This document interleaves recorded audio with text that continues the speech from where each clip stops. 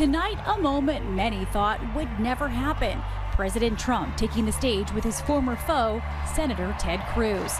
God bless Texas. And God bless President Donald Trump.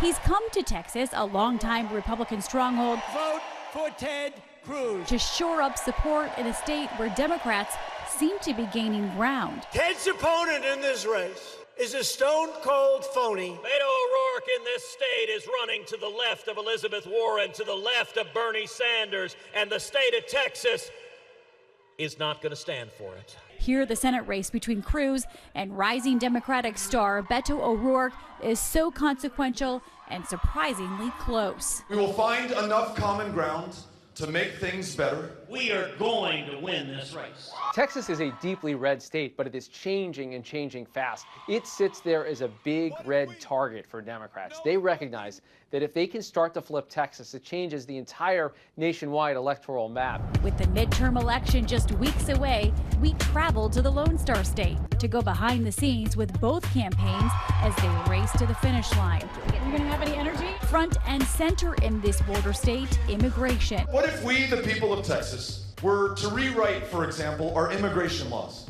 in our own image, from our own experiences? Do we want to secure the border and keep our communities and our families safe?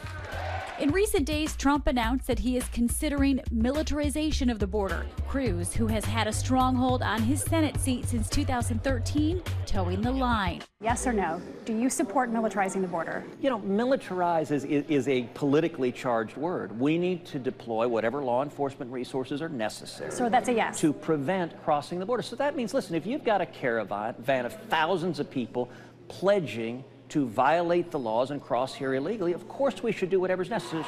Congressman O'Rourke sees things differently.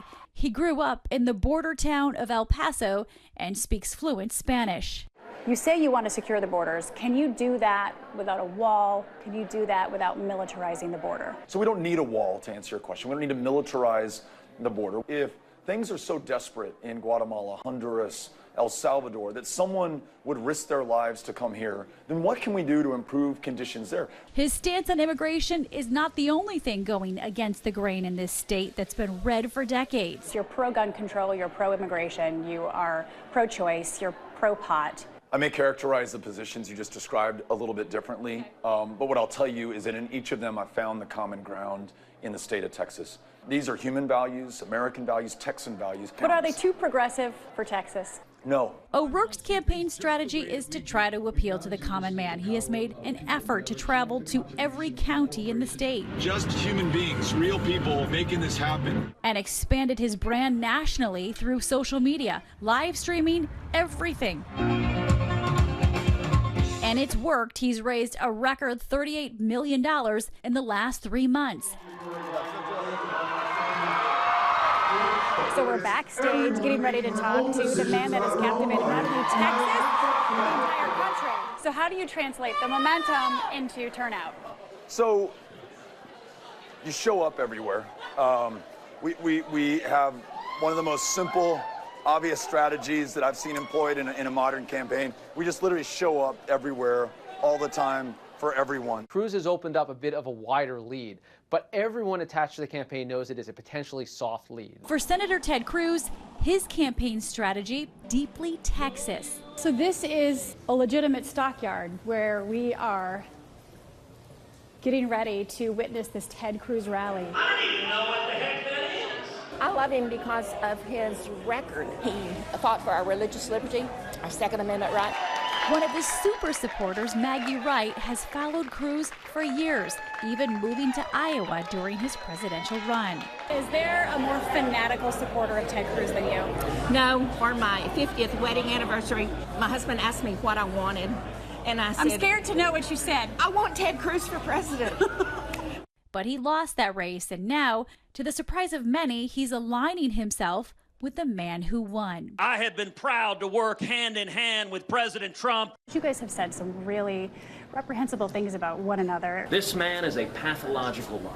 Lion Ted Cruz, Lion Ted. Donald, you're a sniveling coward, and leave Heidi the hell alone. Are those things not true anymore? Look, I have no interest in revisiting the comments of 2016. You've moved on. I've got a job to do, and my job is forward-looking. Mr. President. And just today, the president cozying up as well. He's not Lion Ted anymore. He's beautiful Ted. He's Texas. I call him Texas Ted. Is he your friend? Is he your foe? How do you describe the relationship? He's the president. And he's the president. I work with the president in delivering on our promises. Cruz touts his track record to galvanize the vote. They need to go out and vote. Texas is booming. The economy is going great. And yet my opponent, Beto O'Rourke, what does he want to do? Higher taxes, higher regulation, go back to the Obama economy stagnation. That would be really bad for the state of Texas. Last week, his opponent also took a page out of Donald Trump's playbook, even though O'Rourke has vowed to run a positive campaign. He's dishonest. It's why the president called him Lying Ted, and it's why the nickname stuck, because it's true. That wasn't the best phrase for me to use. It's something that leapt to mind as he began the debate with another lie. But there you go. But, you know, I'm going to do my best to stay focused on the future. And part of that focus is on attracting minority voters. I look at Beto O'Rourke, and it seems like he has a feel and a love and a need and a want to help all people, not just a select group. As a first-generation Mexican, Mexican-American now, a mother and a teacher, he stands for the values that I stand for. The idea that Texas is ripe for the picking, it is powered by the growing minority population, the growing young voter population. It is almost inevitable that Texas ultimately turns blue. The question is, did Beto O'Rourke find this moment? But this race is still up for grabs, and in the current political climate, not everyone is voting down party lines. You all classify yourself as evangelical. Yes. How many of you plan on voting for Ted Cruz? Crickets. How many of you plan on voting for Beto O'Rourke? And for most of these women, this is the first time they'll be voting for a Democrat. For so long, the foregone conclusion was that the Republicans would get the evangelical vote.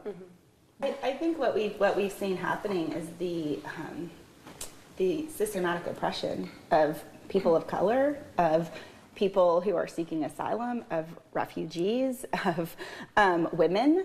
And it feels like a lot of that is coming from the Republican Party. At this point, what has Beto done to earn your vote? He's given me a broader option. He has said, I'm going to work on both sides. He said, I'm not running for the Democratic Party. I'm running for the people. Cruz's supporters see their votes as value-based too. Thank you, and God bless you. Big fans of Ted Cruz, everything he stands for, and I think the less government intervention, the better. We are sticking with our conservative values and supporting Ted Cruz all the way.